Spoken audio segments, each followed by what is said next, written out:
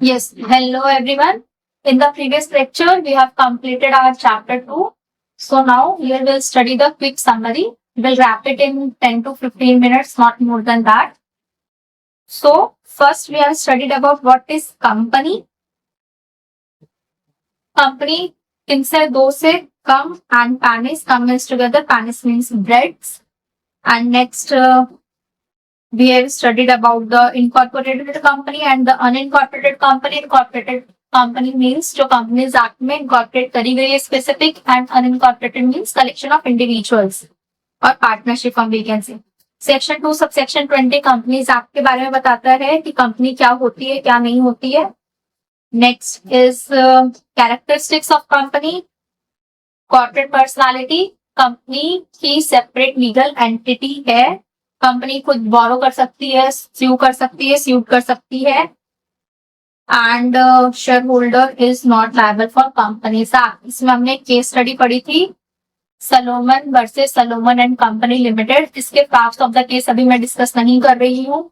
इसमें क्या डिसाइड किया गया था कि कंपनी और कंपनी का जो शेयर होल्डर है they are the separate entity. Company one man company भी हो सकती है. Next limited liability.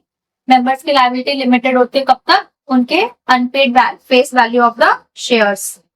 Next perpetual succession. Members आएंगे जाएंगे बट कंपनी हमेशा चलती रहेगी. Transferability of shares. शेयर्स हमारी मूवेबल प्रॉपर्टी होती है and they are freely transferable. एक रेस्ट्रिक्शन है किस केस में? प्राइवेट कंपनी के केस में कि पहले आपको मेंबर्स को ऑफर करना है and then you will transfer it to any other person. Next separate property. Company की खुद की सेपरेट प्रॉपर्टी होती है जो उसके खुद के नाम पे होती है. Common seal. ये मैंने बताया था आपको कि पहले रिक्वायरमेंट थी कि कंपनी के डॉक्यूमेंट्स पे कॉमन सील होना मैंडेटरी है. Now the common seal is not mandatory. यहाँ पे चाहे तो 2 डायरेक्टर साइन कर सकता है या 1 director and company secretary. Capacity to sue and be sued. Company अपने नाम पे किसी की को भी स्यू कर सकती है एंड सेम चीज कंपनी को कोई भी स्यू कर सकता है. नेक्स्ट हमने पढ़ा था एडवांटेजेस ऑफ इनकॉर्पोरेशन की कंपनी बनाने के क्या क्या एडवांटेजेस है. First corporate personality.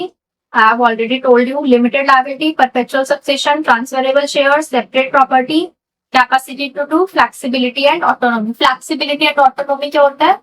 कंपनी के पास इतनी फ्रीडम है कि वो खुद ही पॉलिसीज को इम्प्लीमेंट कर सकती है.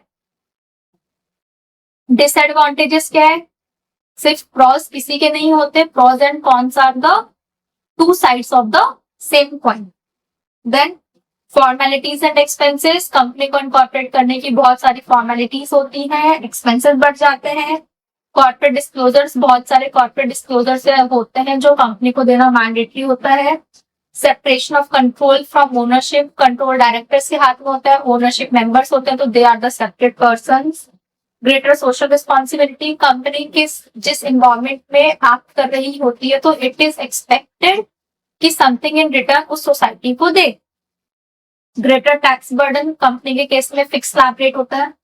Detailed winding up procedure. Company को इनकॉर्पोरेट करने के बाद अगर उसको वाइंड अप करना, उसको बंद करना है तो there is a detailed winding up procedure because winding up के टाइम पे बहुत सारे लोगों के मनी इन्वॉल्व हो जाते हैं. नेक्स्ट इज लिफ्टिंग और piercing of corporate bill. Company की सेपरेट लीगल एंटिटी है, उसका सेपरेट प्रॉपर्टी है, सब कुछ सेपरेट पर्सनालिटी एक तरीके से. बट उस चीज का बहुत लोग एडवांटेज उठा रहे थे तो एक कॉन्सेप्ट आया लिफ्टिंग और पियर्सिंग द कॉर्पोरेट बिल, जहां पे गवर्नमेंट ने बोला कि आप ऐसे एडवांटेज नहीं उठा सकते. उस केस में जो भी आप शेल्टर ले रहे हो एक कॉर्पोरेट के पीछे वो भी हम हटा देंगे.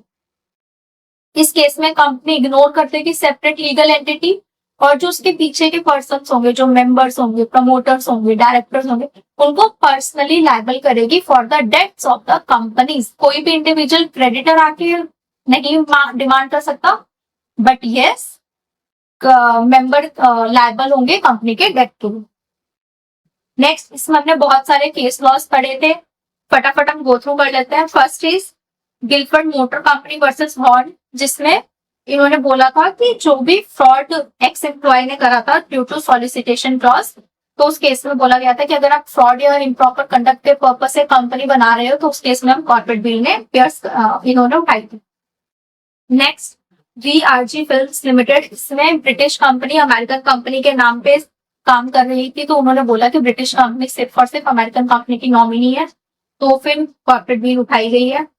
Corners brothers versus corners brothers, इसमें उन्होंने बोला था कि एनिमी कंपनी जो होगी, जो हमारी कंपनी की जो कंपनी इनकॉर्पोरेटेड है उसको जो कंट्रोल कर रहे थे वो एनिमी कंट्री के थे वॉर टाइम के पास, तो उस केस में इन्होंने बोला कि पब्लिक पॉलिसी का ब्रीच हो रहा है, तो इस वजह से इनकी कॉर्पोरेट बिल उठाई गई थी। Daimler company limited versus continental tyre and rubber company, इसमें कंपनी का ट्रू कैरेक्टर, कंपनी का ट्रू स्टेटस जानने के लिए हमें रजिस्ट्रेशन और प्लेस ऑफ बिजनेस देखना पड़ेगा कि कंपनी का कहाँ पर है।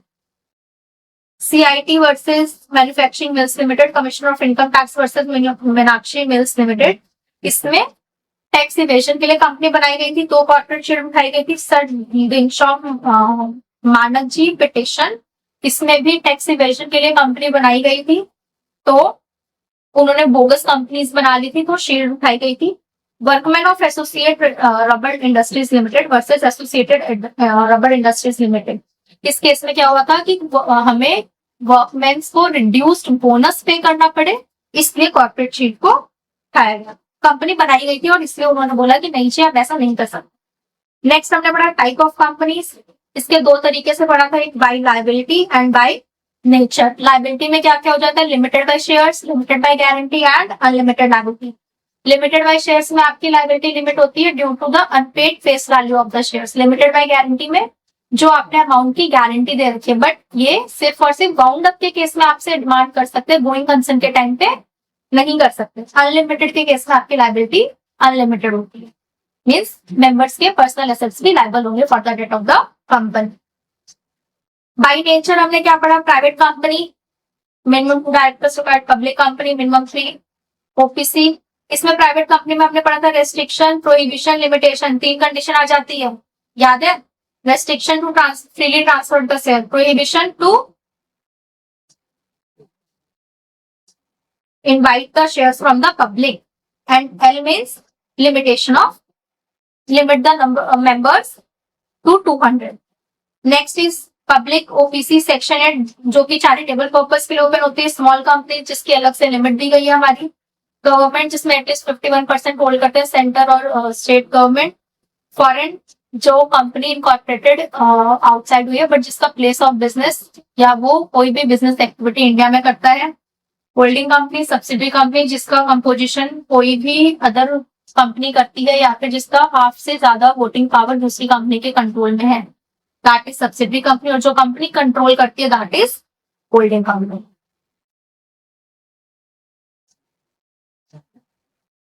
नेक्स्ट प्रोड्यूसर कंपनी, जिसमें हमने पढ़ा था कि 378B of the companies act में बहुत सारे ऑब्जेक्टिव्स दे रखे हैं, तो उन ऑब्जेक्टिव्स में से कुछ भी अगर आप मीट करने के लिए कंपनी को इनकॉर्पोरेट करते हो तो you are the producer company. Mainly ये एग्रीकल्चर से रिलेटेड था।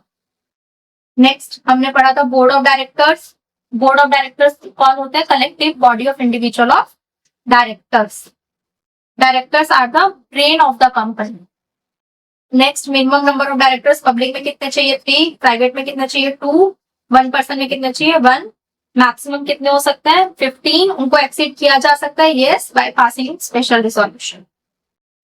नंबर ऑफ डायरेक्टरशिप, एक इंडिविजुअल कितने डायरेक्टरशिप होल्ड कर सकता है, दैट इज 20। उसमें से पब्लिक कंपनी की कितनी होनी चाहिए 10।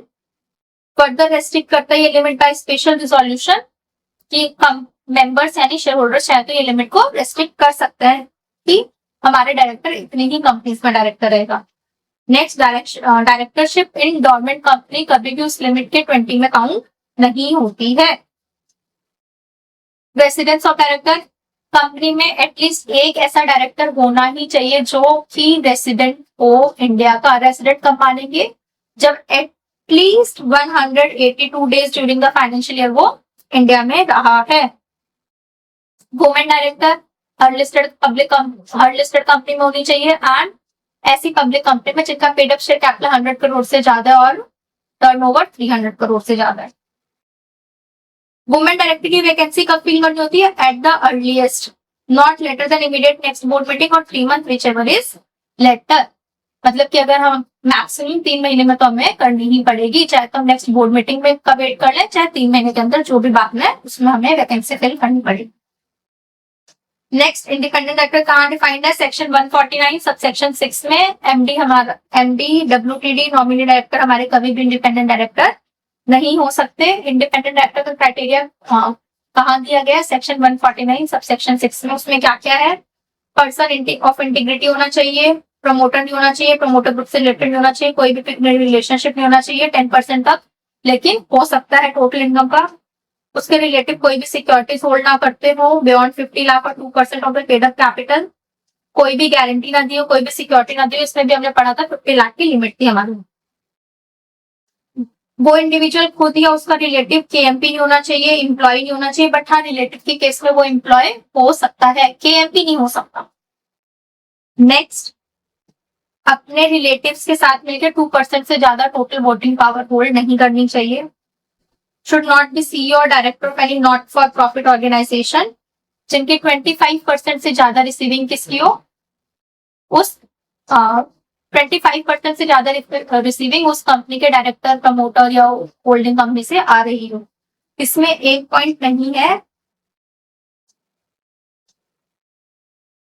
यस दैट इज वो इंडिविजुअल या रिलेटिव एम्प्लॉय, प्रोप्राइटर या पार्टनर नहीं होना चाहिए किसी भी स्टार्ट ऑडिटर वाली कंपनी में, इंटरनल ऑडिटर में या सेक ऑडिटर में, या फिर किसी भी कंसल्टिंग फर्म में और लॉ फर्म में जिसका मोर देन 10% ट्रांजेक्शन उस कंपनी से होता हो।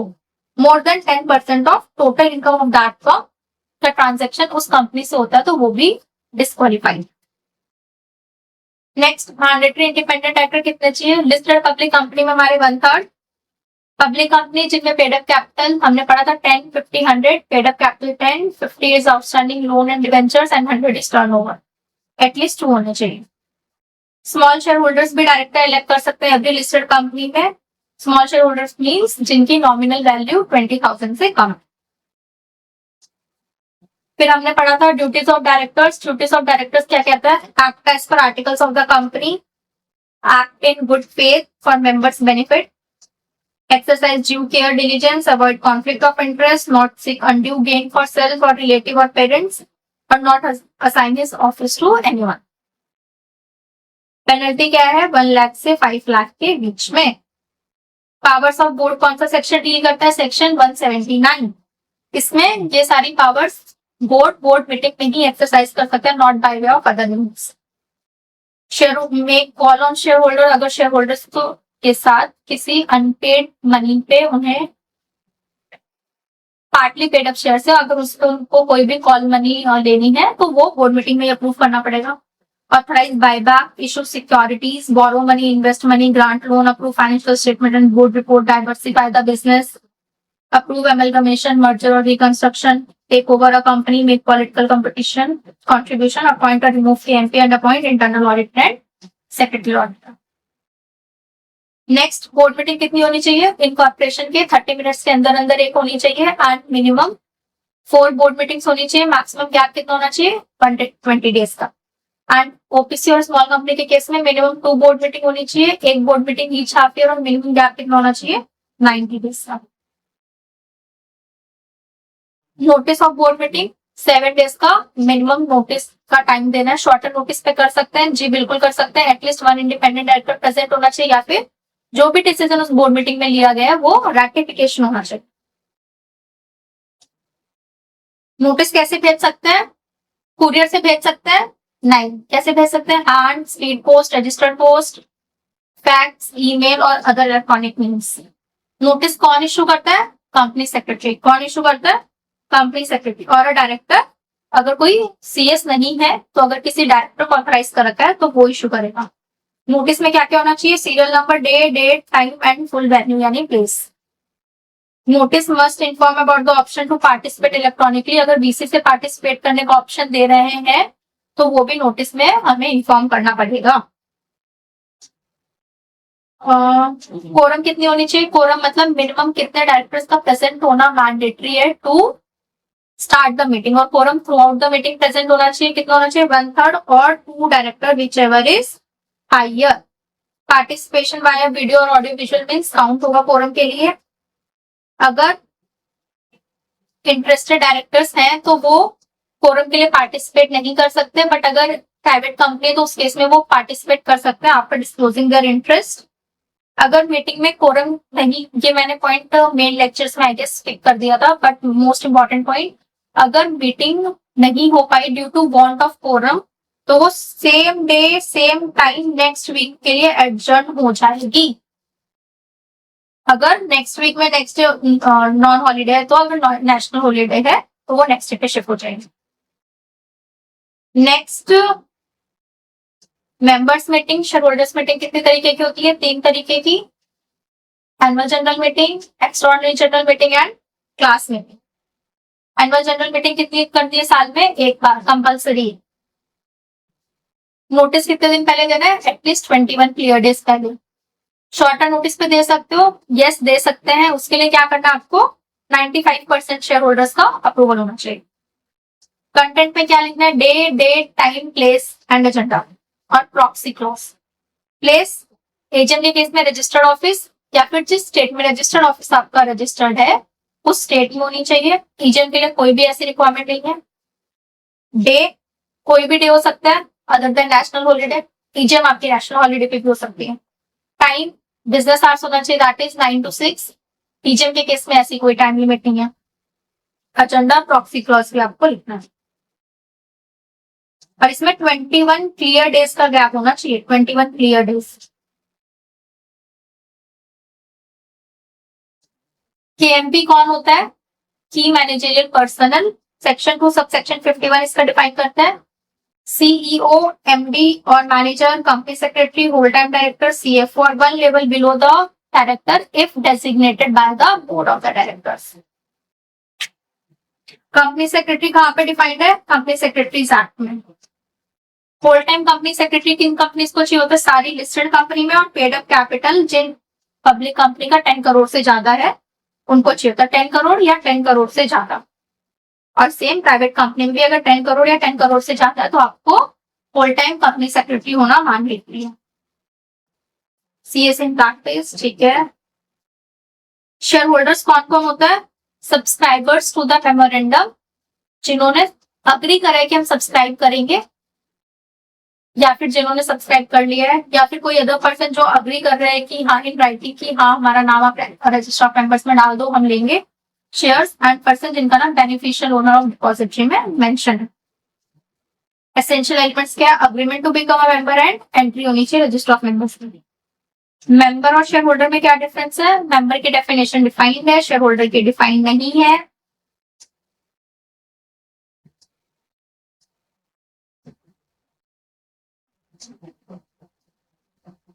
मेंबर की डिफाइंड है, शेयर होल्डर की डिफाइंड नहीं है। मेंबर का नाम, मेंबर तब बनता है जब उसका नाम रजिस्टर ऑफ मेंबर्स में एंट्री हो जाती है। शेयर होल्डर कब बनता है? ओनरशिप से बनता है। कंपनी लिमिटेड बाय गारंटी में जहां पे शेयर कैपिटल नहीं होते वहां पे भी मेंबर होते हैं, बट उस केस में शेयर होल्डर आपके नहीं होते हैं। और मेंबर आपका मेन रजिस्टर ऑफ मेंबर्स में एंट्री होने के बाद बनता है, एंड शेयर होल्डर आपका ओनरशिप से बनता है। नेक्स्ट एक बार हम साथ साथ एमसीक्यूज देख लेते हैं जो भी है हमारे, कि जो मॉड्यूल में एमसीक्यूज दिए हैं या फिर वो आप खुद से करोगे। What do you see? ये एमसीक्यूज में बता दूं अभी कि आप खुद से करोगे?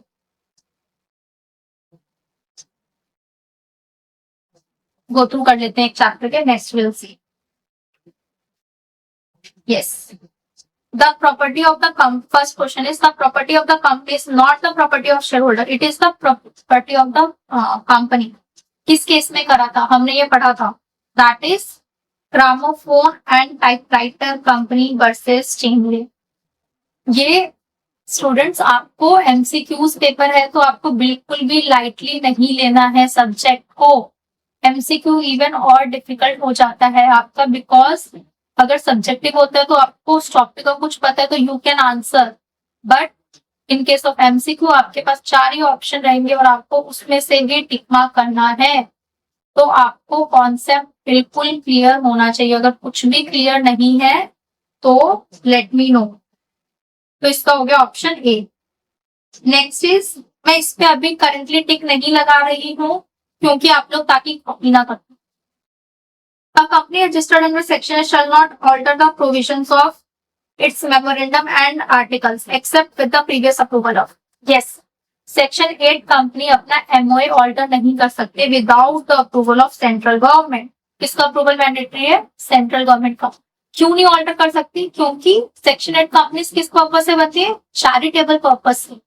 अगर कल को उन्होंने अमेंड कर लिया विदाउट एनी चैरिटेबल पर्पज या फिर कुछ और पर्पज में, तो इसलिए सेंट्रल गवर्नमेंट की अप्रूवल मैंडेटरी होती है। Next, who among them can not become the member of one person company? Minor, non resident Indian, both A and B, none of the. Yes, इस टाइप के questions बहुत आते हैं साहब, बताइए। The answer is C, both A and B. NRI कभी भी नहीं बन सकता क्योंकि एक रेसिडेंट ऑफ इंडिया होना रिक्वायर्ड है जिसको 182 डेज से ज्यादा इंडिया में रह रहा है during the financial year. Minor भी ओपीसी का मेंबर नहीं बन सकता, तो that is both A and B. Dash is a new form of private company under the companies act. Holding company, small company, body corporate, none of the above. Holding company, small company, body corporate, none of the above. The answer is small company. Small company की definition क्या होती है? Other than public company. Next, every company public और private has to be registered with registrar of company, that is ministry of corporate affairs. Next, इस type के questions भी बहुत पूछते हैं एग्जाम में। As a corporate person, the company is entitled to own and hold property in its own name. सही है sentence? Yes. Next, no member can claim ownership of any item of the company's asset. सही है? Yes, कोई भी member claim नहीं कर सकता company के एसेट पे। तो statement 1 and 2 both are true. Option number B. Which of the given is not a type of company? कौन सी कंपनी का टाइप में नहीं आता? प्राइवेट कंपनी है, पब्लिक लिमिटेड है, फॉरेन कंपनी आता है, इंटरनेशनल कंपनी है। इंटरनेशनल कंपनी हमारी टाइप ऑफ कंपनी में नहीं आता। Which of the given type of companies restrict the right to transfer its shares and limit the number of its member to 200? That is R and L. Restriction and limitation किस company में है? Private company. Next, identify the company. Company बतानी है हमें कि ये कौन सी। A company in which not less than 51% of the paid up share capital is held by central government और बाय एनी स्टेट गवर्नमेंट और partly by the central government और पार्टली बाय वन और मोर स्टेट गवर्नमेंट। कौन सी होती है? Government company. Every private company shall have minimum 2 directors, that is option B. So yes, आज आपका चैप्टर 2 पूरा कंप्लीट हो गया, इसमें अब कुछ भी बाकी नहीं है। So now in the next lecture we'll proceed with chapter 3, that is contract act. Okay, thank you.